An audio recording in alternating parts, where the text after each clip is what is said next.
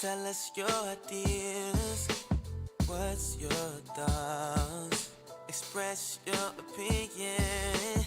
You can be the one to make a difference. You can be the one, it's your decision. You can be the one, it's up to you. You gotta choose. All we gotta do is stay together. We gotta treat our women better. Teamwork, make the dream work.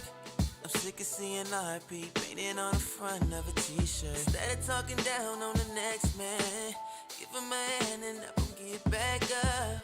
We gotta stop the hate, we gotta stop the hate, and spread the love. One mic, one voice, you can change the world, it's your choice. One mic, one voice, you can change the world, it's your choice. One mic, one voice, you can change the world, it's your choice. One mic, one voice, you can change the world, it's your choice. We can make a difference if we try. We can be the change that's in our lives. All we gotta do is work together. We gotta raise our children better. We gotta stop the hate, and spread the love. One mic, one voice, you can change the world, it's your choice. One mic, one voice, you can change the world, it's your choice. One mic, one voice, you can change the world, it's your choice. One mic, one voice, you can change the world, it's your choice. Your choice.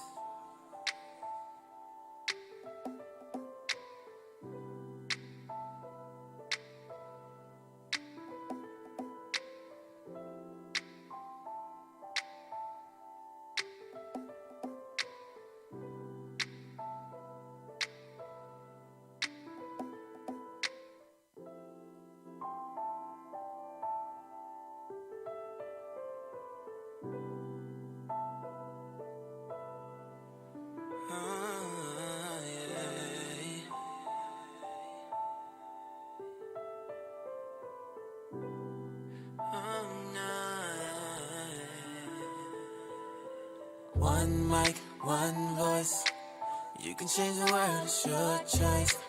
One mic, one voice, you can change the world, it's your choice. One mic, one voice, you can change the world, it's your choice. One mic, one voice.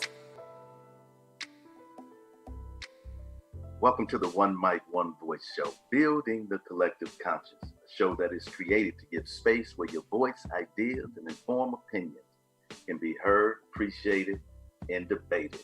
I am Michael Eric Owens. Man, it's a beautiful day today, and it's good to be back on the air.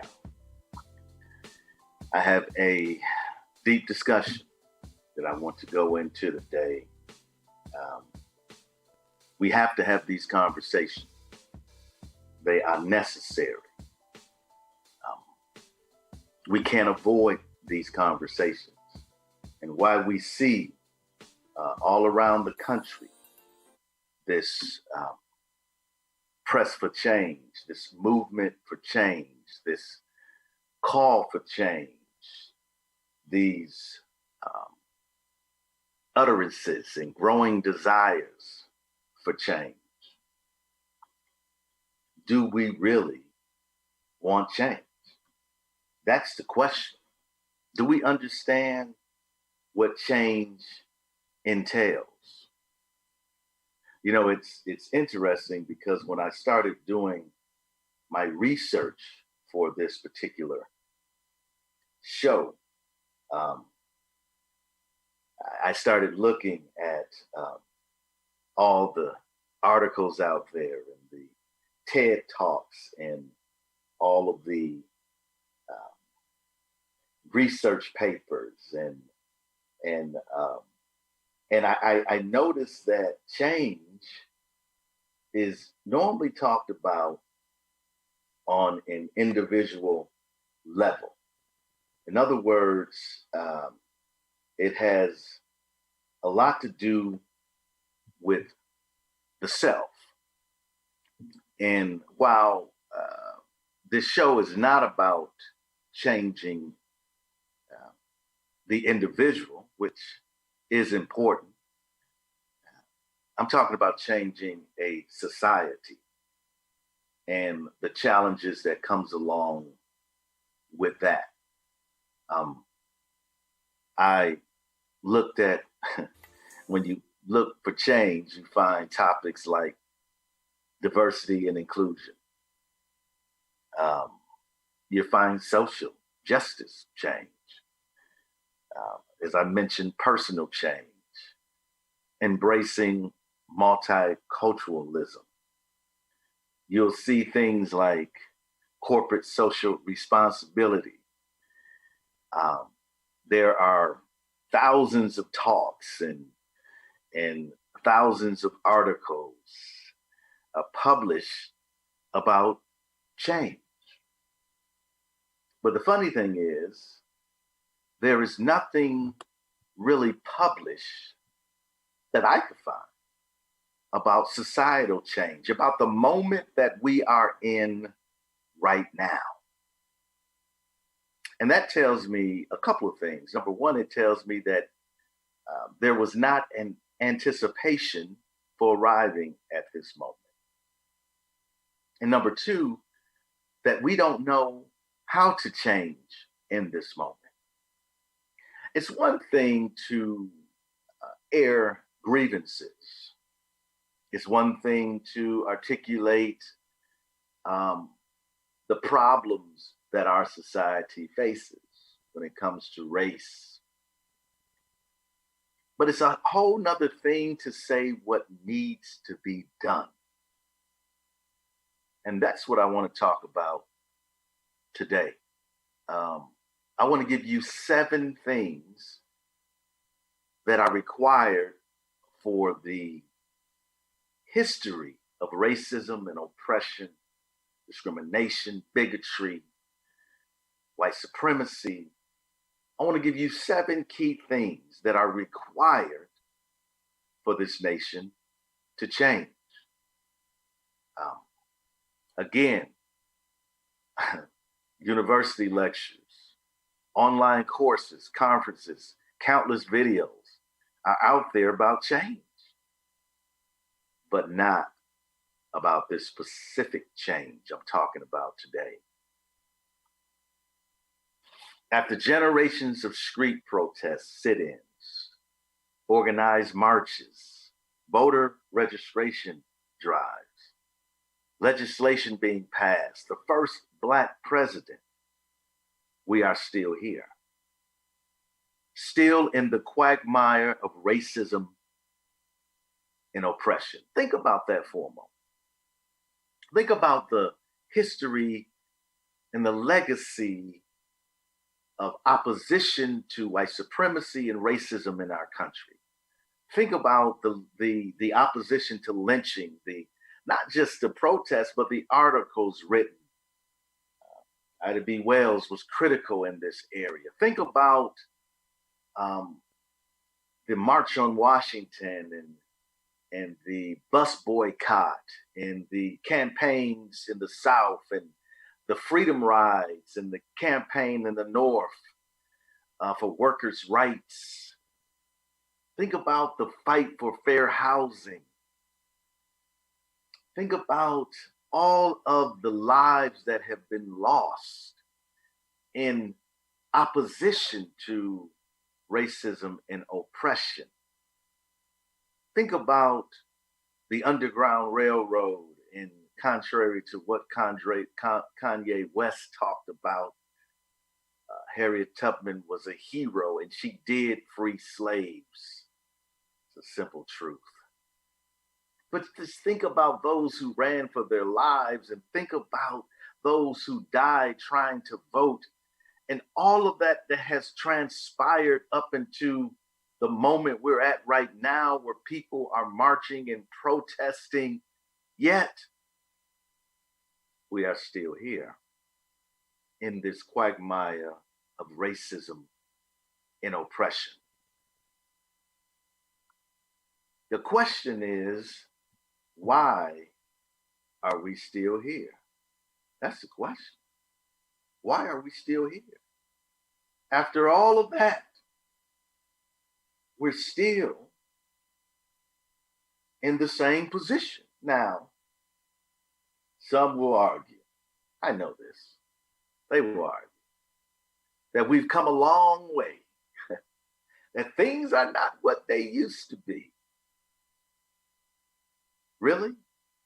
After 400 years of oppression, when you look around this country, look at who are living in the ghettos, look at who has the highest unemployment rate, look at the police brutality, the condition of the Black man in this country, look at the low education attainment rates, look at the health outcomes, and you say that we have arrived?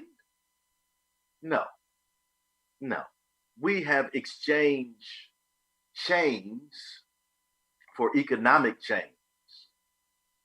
We have exchanged the fields for the sporting arenas. Now, someone would say people are making millions of dollars doing that, yet they own no teams. They own no franchises. They are still the labor. So why are we still here? We're still here because America's inability to change. Because change is hard. It's difficult. And what are we trying to change? That's what are we trying to change? We're trying to change a country that was built upon the subjugation, the oppression of Black bodies. We're trying to change the very fabric of the American system.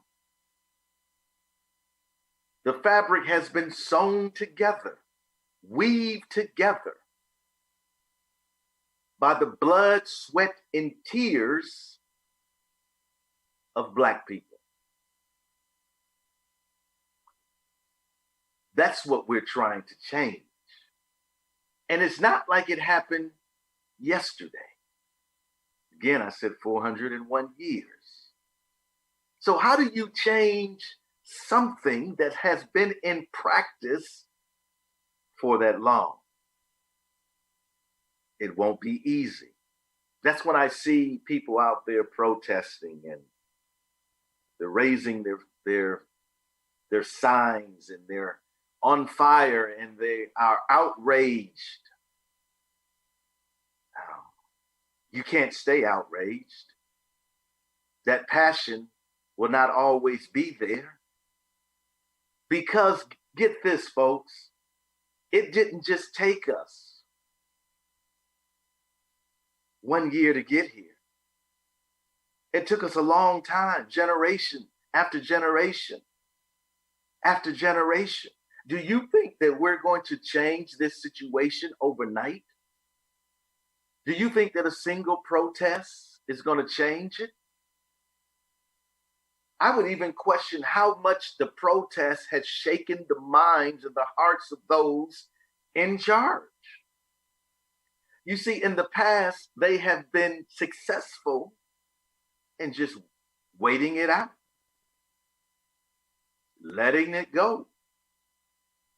Yeah, soon they will get over it. So we need sustained effort that is targeted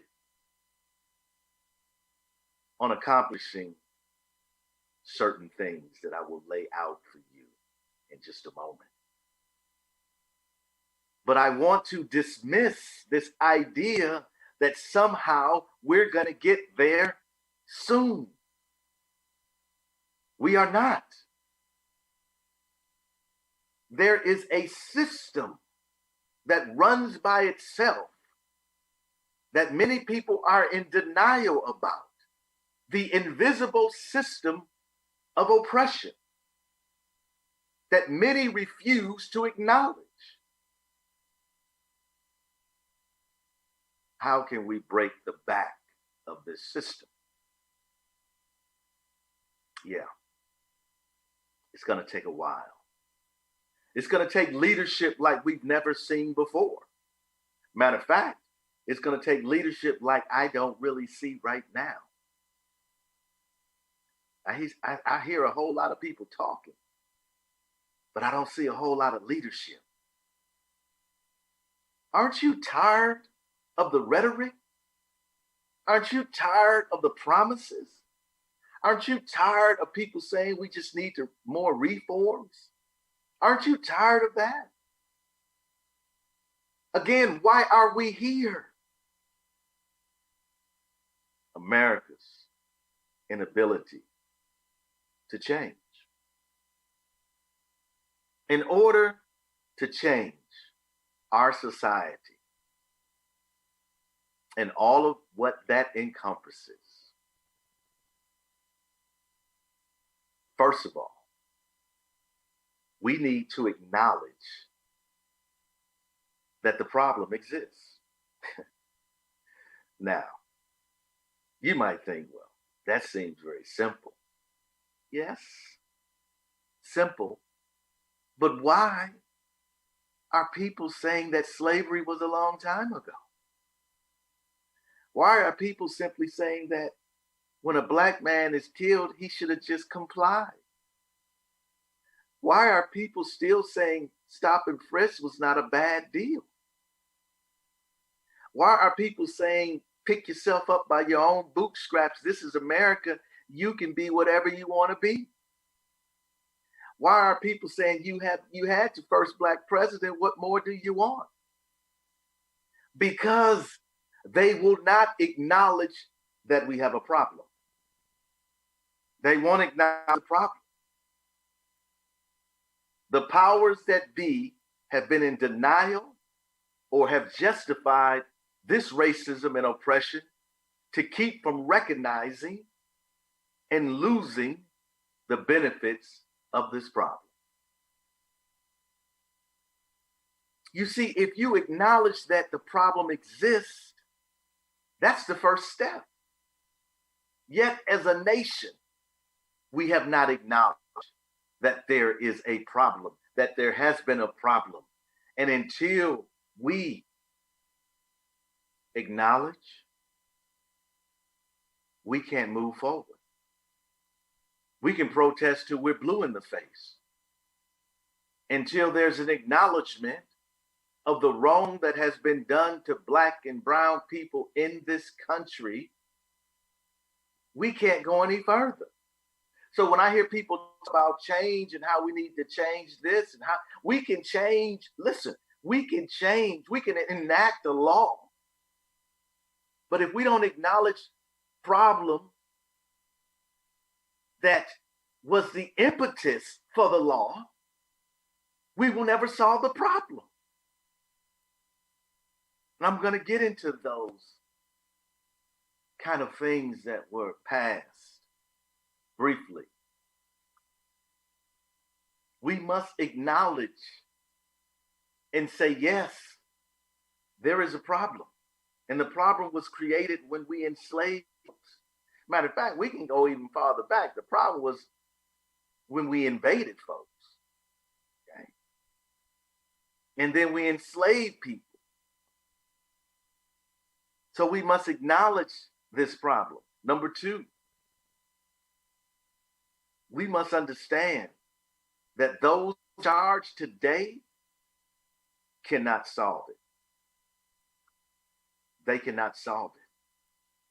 If we are petitioning those who are the operators of this broken system and who have operated this system without any guilt,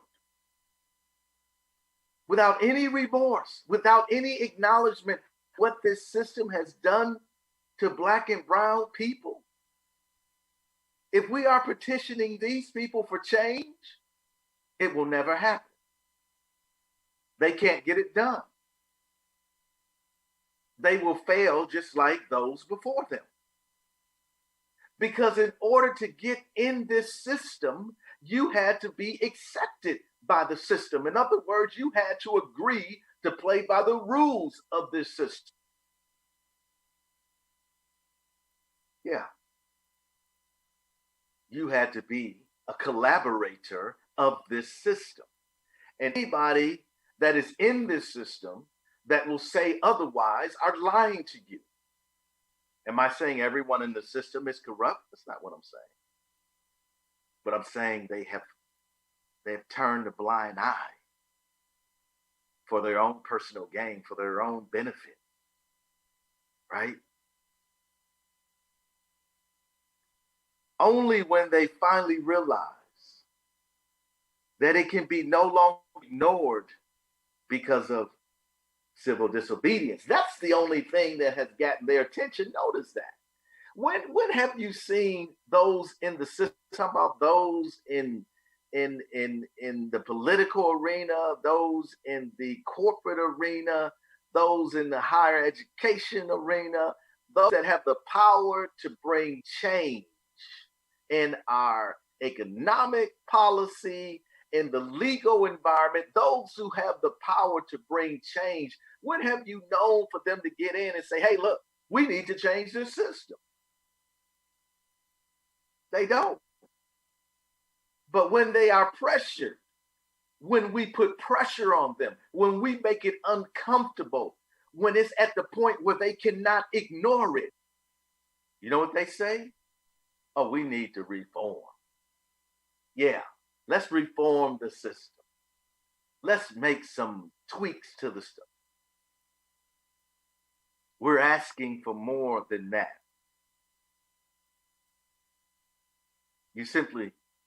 They simply hold talks, community forums. They establish committees. But this is just an appeasement.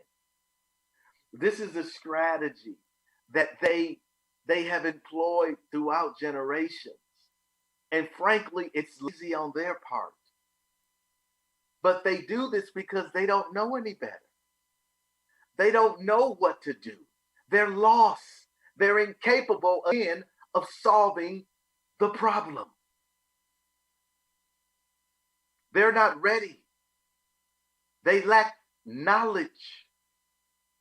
They're incapable. They have failed. And it's the old playbook that maintains the status quo. They say to us, leave in power. We will fix it for you. How long do you want to stay in power? You've heard say this before. You've been in power for how long? For 401 years. How much longer do you want to stay in power? How much longer do you want to try to fix the problem? When actually we know this is nothing more than an appeasement. It maintains, again, the status quo. Number 3. 1, let's go back. Acknowledge that the problem exists. Number 2, understand you cannot solve it. Neither one of those have transpired. We're still trying to convince people that these are monumental issues. Number 3, you must hear the aggrieved. The voices of the oppressed must be heard. This step is extremely painful. It's an extremely difficult space for those who have lived in this life with privilege, with opportunity. Yeah, those who have been able to ignore the other America. Because this is where these voices are coming from. The other America, the oppressed America. And those people who have never walked in the other America, who have never experienced who have denied existence. Yeah, this will be painful for you. Very painful. Why?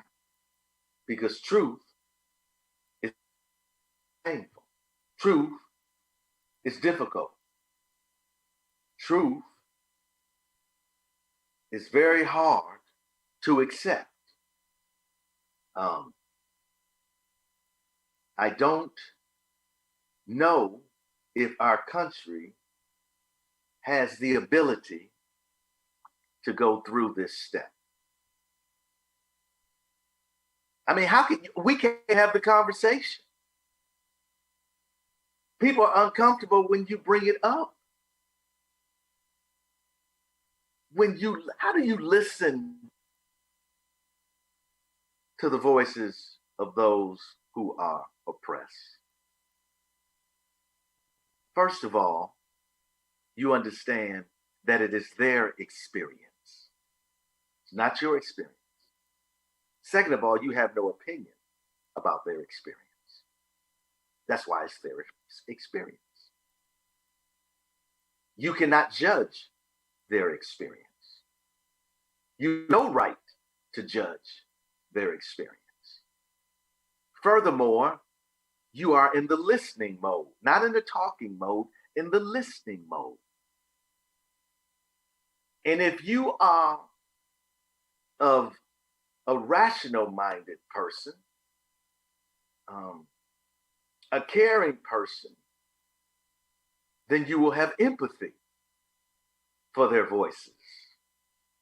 You will do the best as you can to place yourself in their situation. However, you will never be able to do that, but you will do the best you can to understand the voices of the unheard. You see, will this happen? Well, the past is the best predictor of the future. All right. The past. What has happened in the past? Again, let's go back to all of the protests, and all of the outrage and the literature and the teaching of Black, all of that. Listen. Have you heard? Have you shown empathy? Have you tried to understand? Have you tried to place yourself in the situation that those voices describe?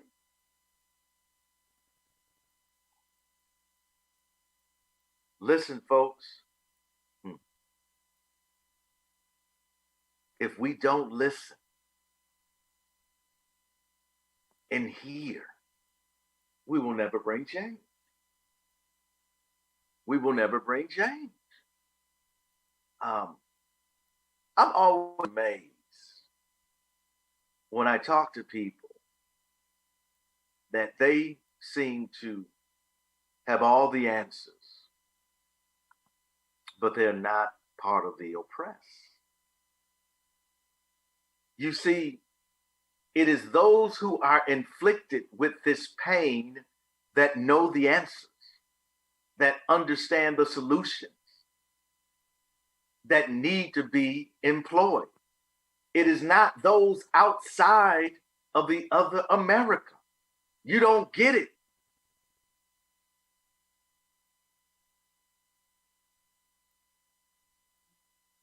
Change is difficult. Folks, we're going to take a break. We're going to come back and examine the last few. It's important that we understand that this is difficult. It's not easy. If it was easy, it would have been done before.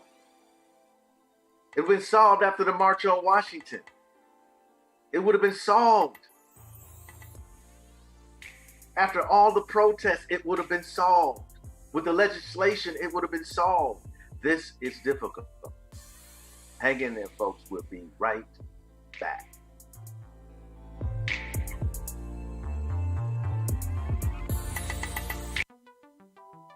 Oklahoma Humanities Brainbox podcast uses the humanities to take listeners on a deep dive into the issues affecting American society and culture. Join some of Oklahoma's most interesting and knowledgeable humanities scholars to explore how history, literature, ethics, philosophy, and other humanities fields inform our understanding of current events and the human experience. And to find the Brainbox podcast, simply search Brainbox Podcast on iTunes, Podbean, Google Play, and any other podcasting library.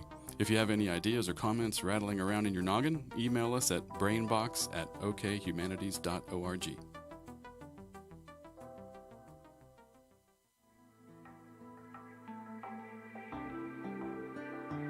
This is DT of the One Mic, One Voice podcast. Just want to let you guys know you can.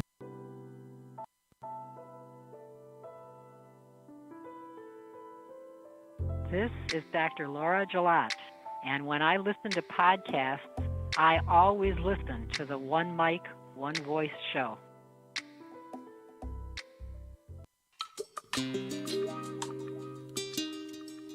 Black folks, we're talking about change, how difficult change is.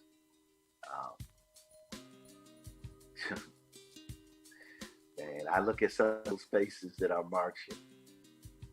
I look at some of those folks that are getting up to talk about how Black lives matter. And I'm talking about Black faces, white faces, Latino faces. This message is not just for those outside America I'm talking about. It's for those internal. I hear these conversations about if Joe Biden doesn't pick a Black female running mate, how Blacks will not vote.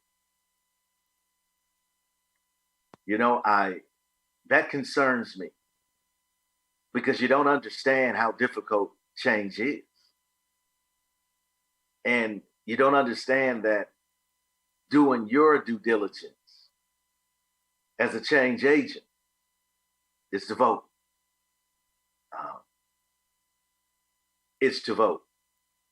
And I'm going to come back around and as we get closer to it, we're 100 days away from the election. 100 days. Do we want to continue under this administration? This has a lot to do with what I'm talking about today. We know what direction we are heading. We're at a fork in the road. And if we continue down this path, there is no hope of change. I know I'm sounding like a fatalist, but I'm saying there is no hope for change. We have to change who is running this country, not just domestically, but internationally. It has grave implications of where we will be in the next 4, 8, 12 years. So we're talking about change. 7 key things required to bring about the change that we need. Number 1, we have to acknowledge the problem, acknowledge that we need change. Number 2, we have to understand that those in charge cannot solve it. You have to get to that conclusion. I know it's hard for those in charge to hear me say that, and I know it makes a lot of people upset. What do you mean? I want to do the right thing. I'm in charge. You have been a collaborator with a system. This is not personal. Don't make it personal. Don't say Michael is attacking me. It's not personal. Because if you were going to bring change, you would have already started it. You had your opportunity. You didn't even speak the language of change. What is the language of change? The language of change is we have a problem. And I'm in office to help change this. We have a system of discrimination and oppression. And if you're a white leader,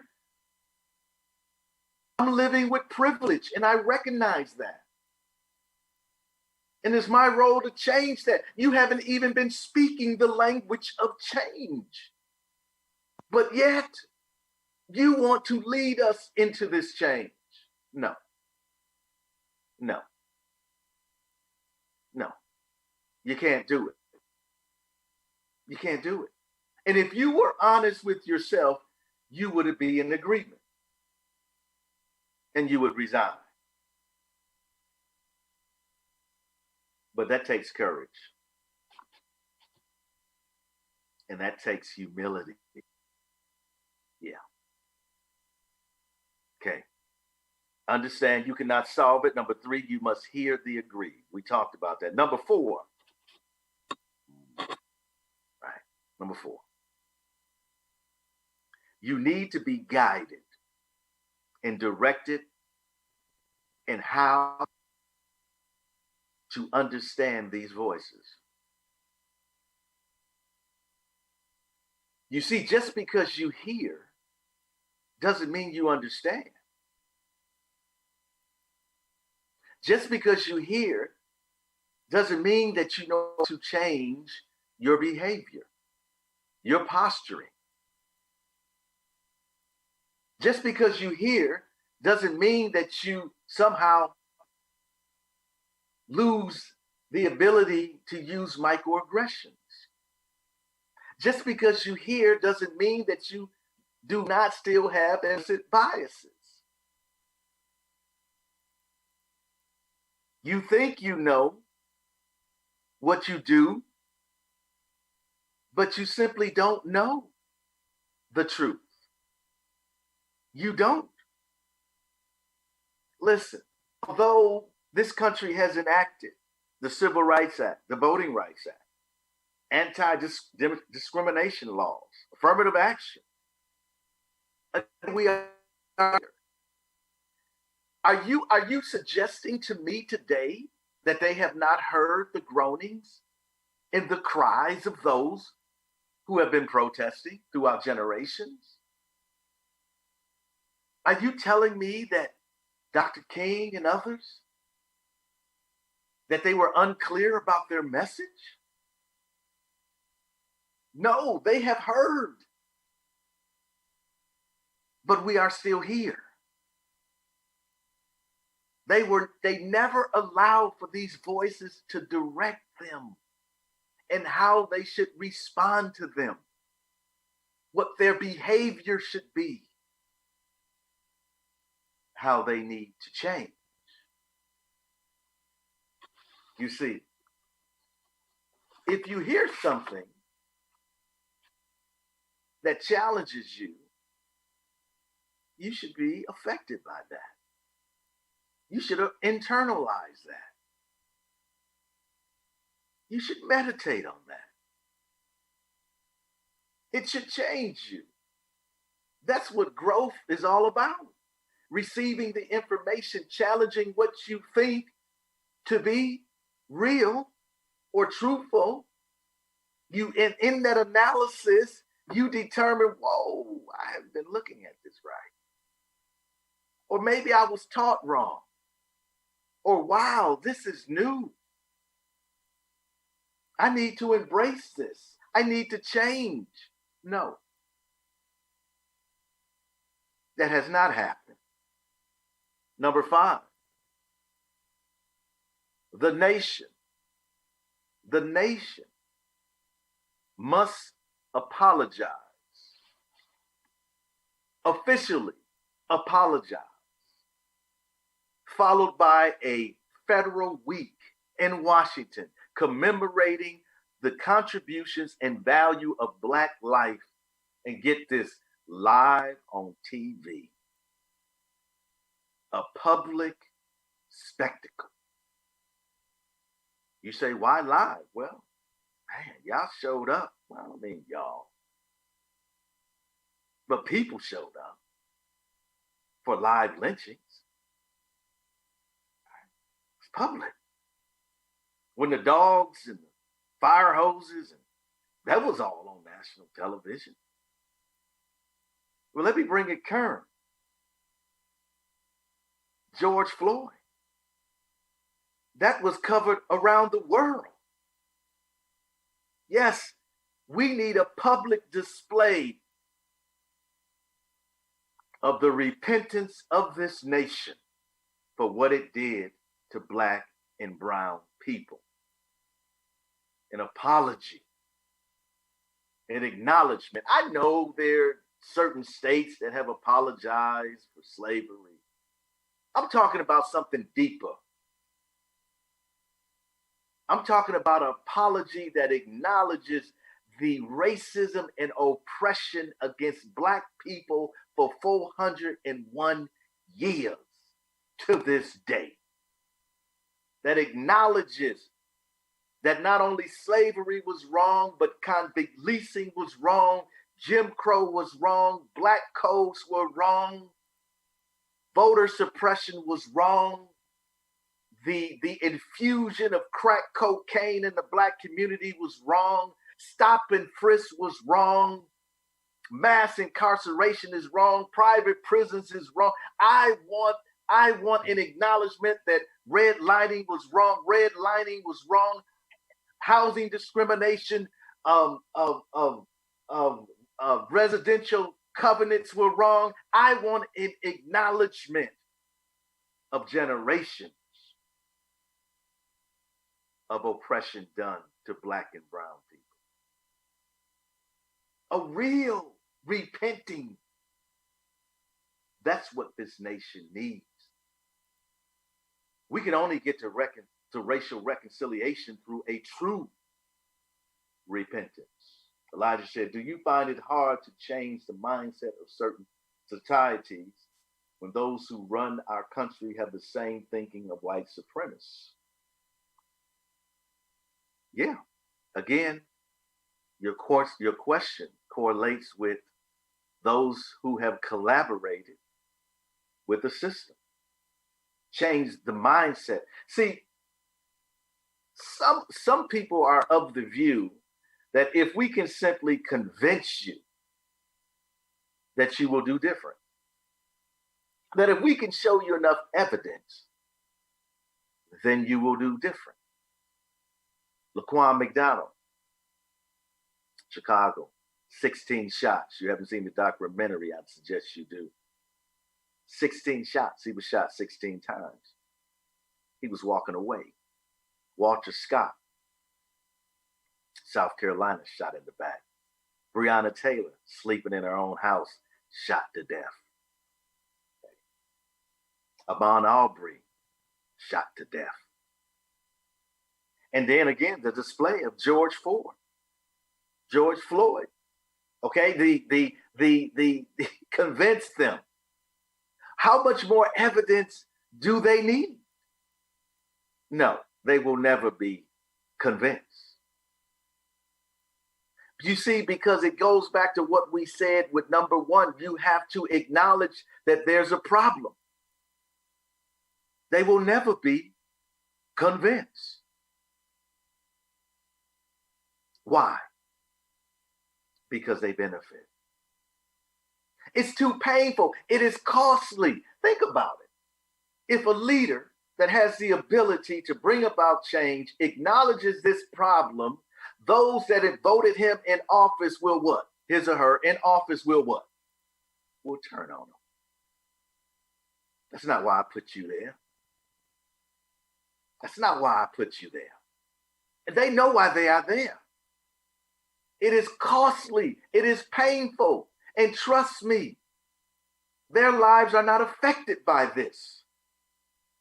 They're not being pulled over and brutalized.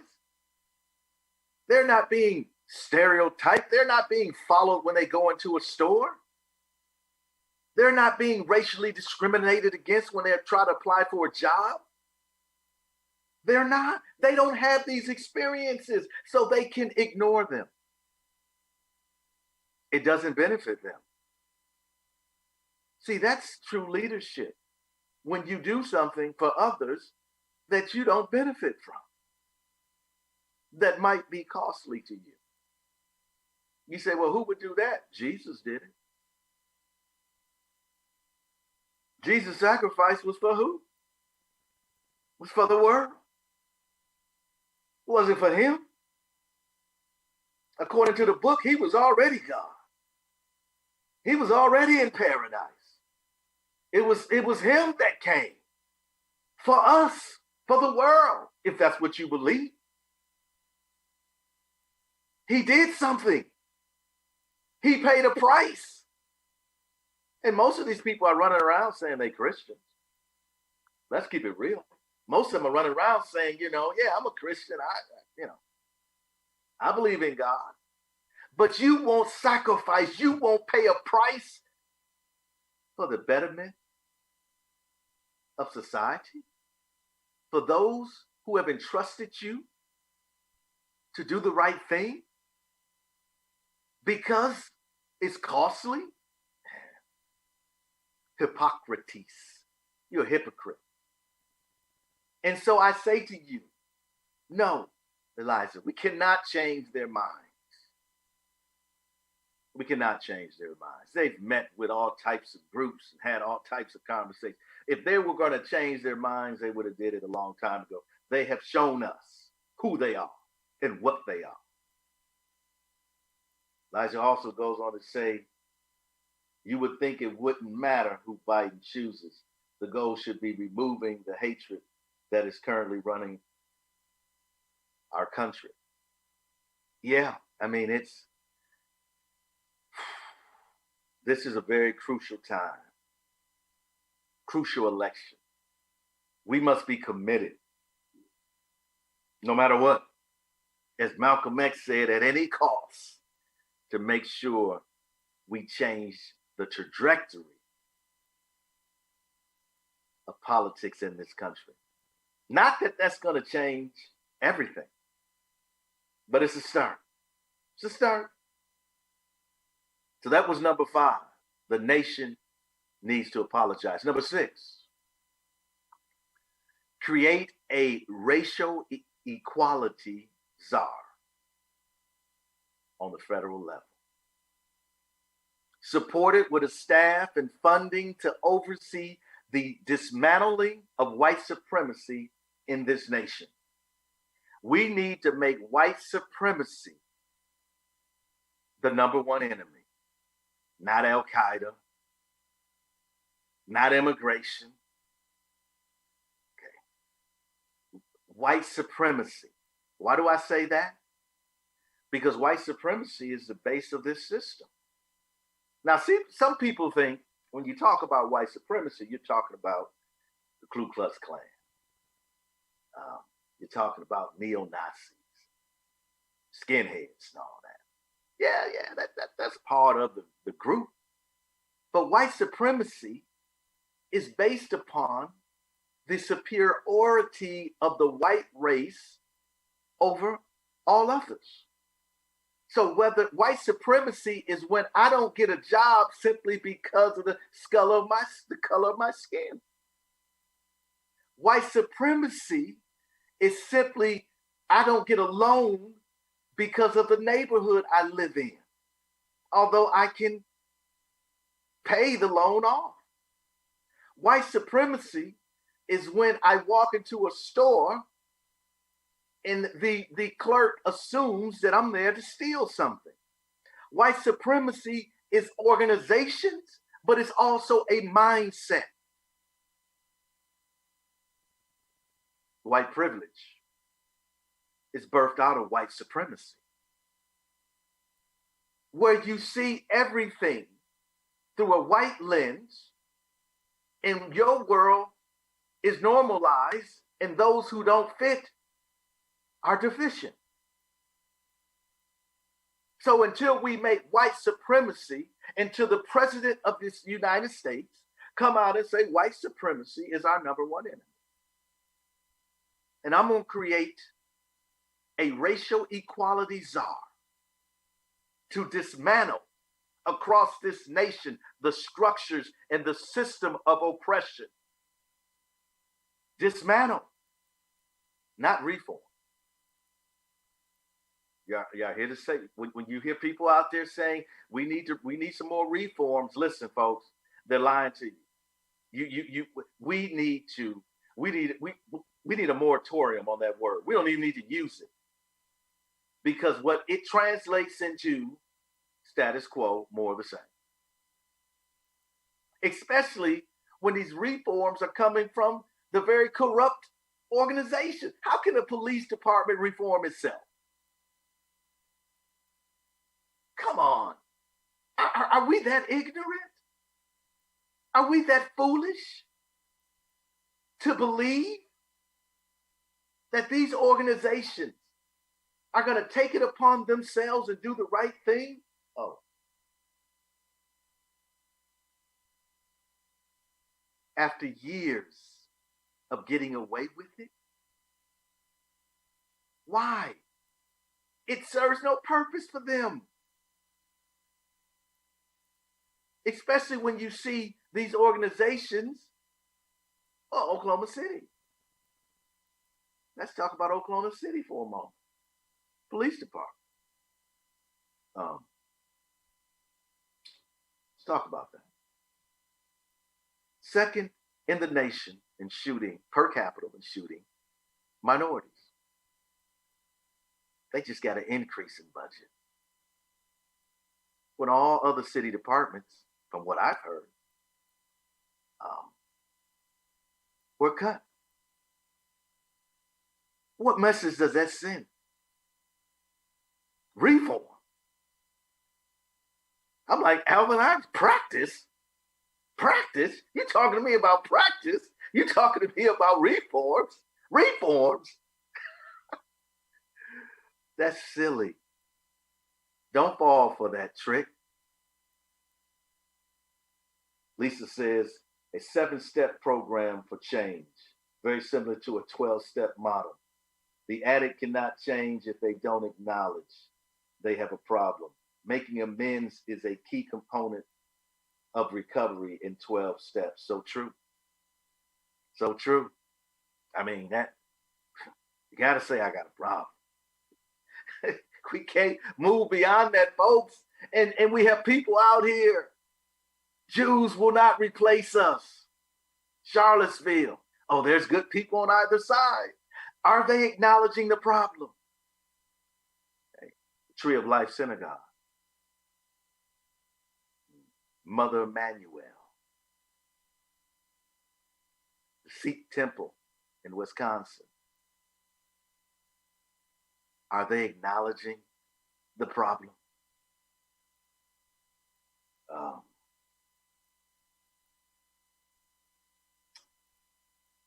Thank you, Lisa. 7 steps. A racial equality czar, number 6. Number 7. Now, this one right here, I know. We've been debating about this forever. At least I have been. I heard Dr. Manning Maribel talk about this back in 2006 at my undergrad. Reparations, folks. Number 7 is reparations. You see, right now there is a bill that was introduced, HR 40. If you haven't heard of it, you can look it up, HR 40. In the 116th Congress is where we're in 2019. The bill establishes the commission. It was introduced in the House, establishes the commission to study and develop reparations proposals for African Americans. The commission shall examine slavery and discrimination in the colonies in the United States from 1690 to the present and recommend appropriate remedies. Among other requirements, the commission shall identify the role of the federal and state governments in supporting the institution of slavery, forms of discrimination in the public and private sectors against freed slaves and their descendants, and lingering negative effects of slavery on living African Americans in society. Wow. Okay. Number 7, reparations. What are reparations? Reparations are saying it was wrong. What do we need to do to make it right? How do we need to equal the playing field, whether that's financially, whether that's through economic policy, whether that's through changing housing laws, whether that's through making sure that institutions, private and public, are held accountable for the way they discriminate, whether that is at free college, free tuition for Blacks, a stipend for the descendants of slaves, whatever this commission that they're trying to put together to study, get this, folks, the problem. And you got people against that. Do you think that the Senate will pass H.R. 40? Do you think Mitch McConnell will pass a bill to allow, if it makes it through the House, problems even in the House, it makes it through the House, that will allow for a commission to study the possibility of reparations? This is not to give reparations, but to study reparations. Do you know that there are people that are even against studying the problem? They don't even want to acknowledge it, but they go even farther and say, we don't even want you to study it. How laughable is that? How ridiculous is that?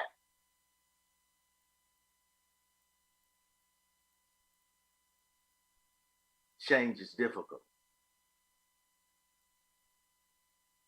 Change is, this is the hardest thing that I think the United States will ever try to accomplish. Change its own society where people wake up in this country feeling valued, feeling that they are respected, they have dignity, they are part of this culture,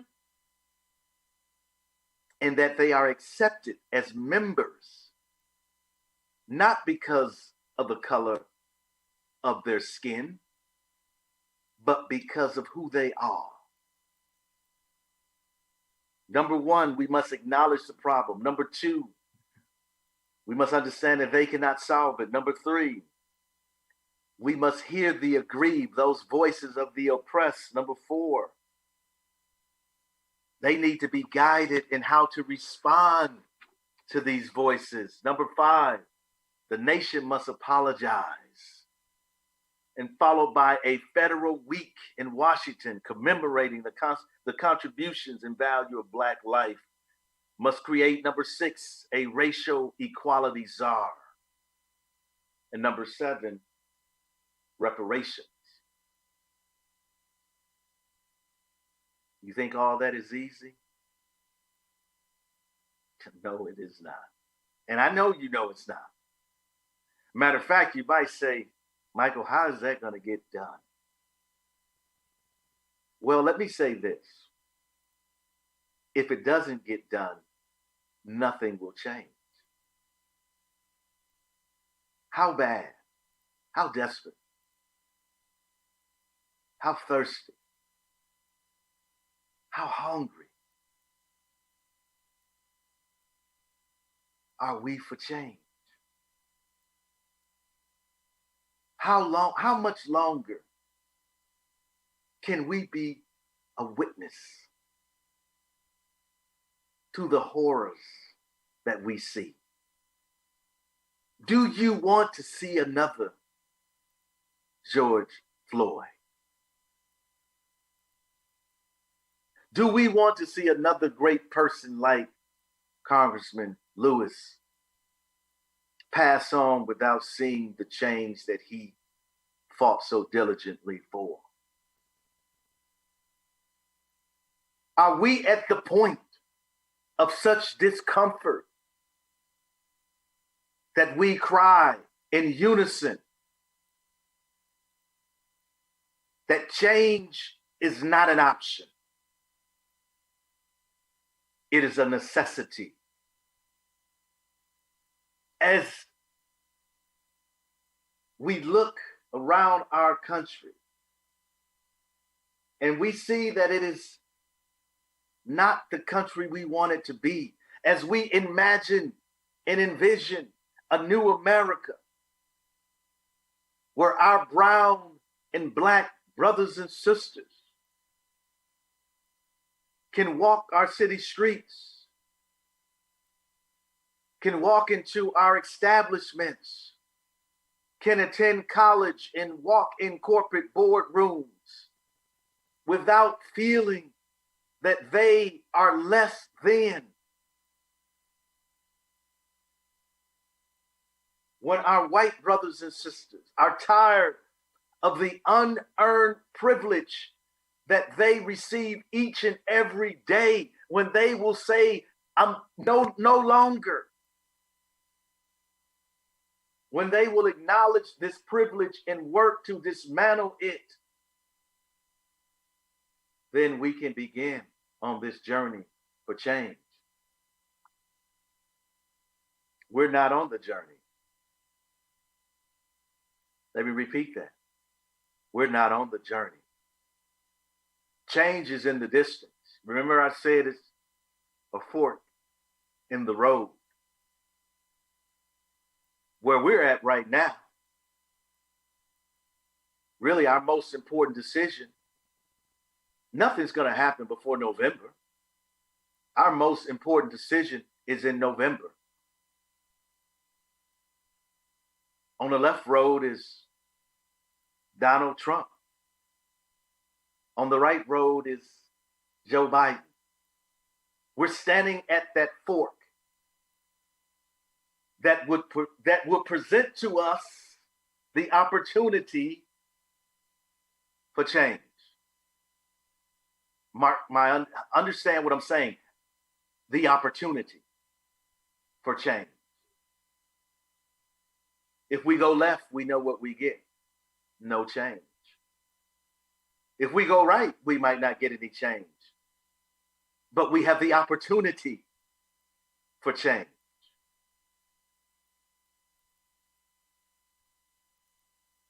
I want you to understand that while I am optimistic, I am a realist.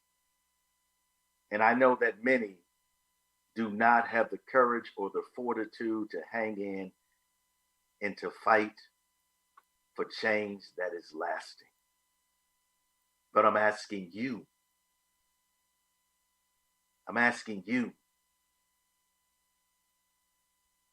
to be that person. I'm pleading with you to fight, to not get weary, to not give up, to do the right thing. Because only then will we have an opportunity, a chance, a slight chance for change. Because history will speak of us. Somewhere in the distant future, a scribe will reach down deep into the archives of our time. And what will she find? Will she discover that we overcame our differences? Will she find that out of many, we became one?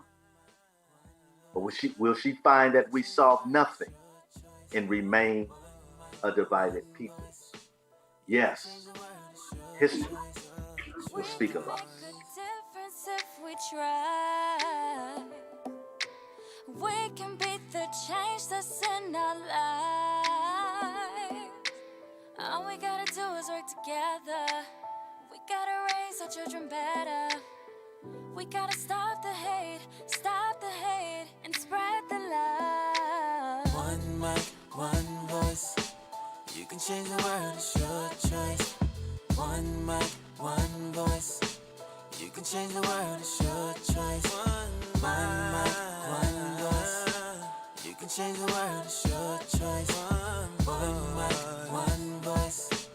You can change the world, it's your choice. Your choice.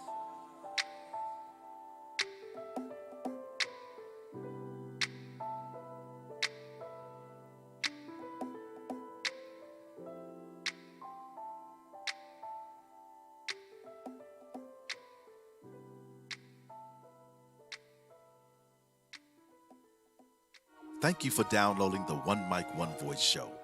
This episode is brought to you by Blacken Studios. To learn more about Blacken Studios, go to blackenstudios.com or visit their Facebook page. The views and opinions of the One Mic, One Voice podcast show do not reflect the views